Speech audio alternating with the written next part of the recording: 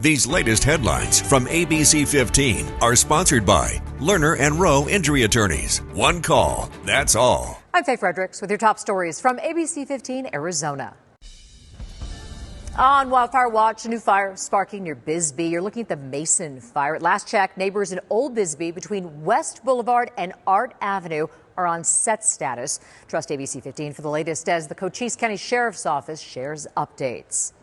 We're also tracking another firefight. The Stronghold fire is burning between Tombstone and Wilcox. It sparked Monday. Several hundred fire personnel are now battling the 2,100-acre blaze. No word just yet on what sparked those flames. Traffic moving again after a deadly crash shut down part of I-10. Happened early this morning near 51st Avenue.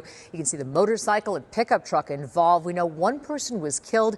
DPS not yet saying what led up to the crash. Crackdown on speeding. Several West Valley law enforcement agencies are launching a new task force to reduce crashes that stem from speeding and encourage drivers to slow down. Governor Katie Hobbs signing a bill that fixes a hole in the state's disability services. Nearly 60,000 Arizonans rely on the funds. Our ABC15 political team following up, working on an update for tonight at 5. In tonight's housing report, new indications that the best time to sell your home may be behind us. Realtor telling the Phoenix Business Journal that the typically busy spring season hasn't taken off yet and that a 10-year high for inventory could mean a softer, more buyer-friendly market.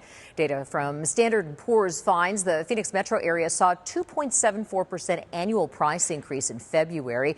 That's just over half of the nationwide average increase. Caveat here, interest rates are still high, above 7% in some cases, putting a major damper on the overall market.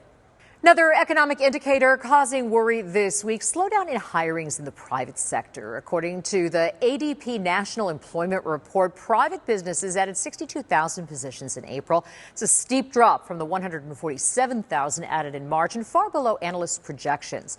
Later this week, the April jobs report will be released, and economists are predicting a slowdown in employment gains. ABC15 following up today on legislation to help Arizona grandparents who are raising their grandchildren. It remains in limbo at the state capitol. Our Kelly O'Kelly has reported extensively on the 64,000 grandparents taking on this role here in Arizona. The nonprofit Duet AZ helps families find resources to make life easier on many levels. There's also that new legislation at the state Senate.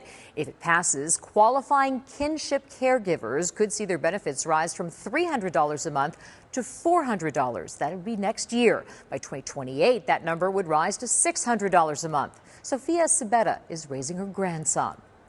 I didn't know how to reach out and find resources for him because of the fact that he's autistic. And then being a grandparent on top of that, there wasn't anywhere that was a good fit. And then Duet is that piece that brought it together for us and has helped us on so many levels.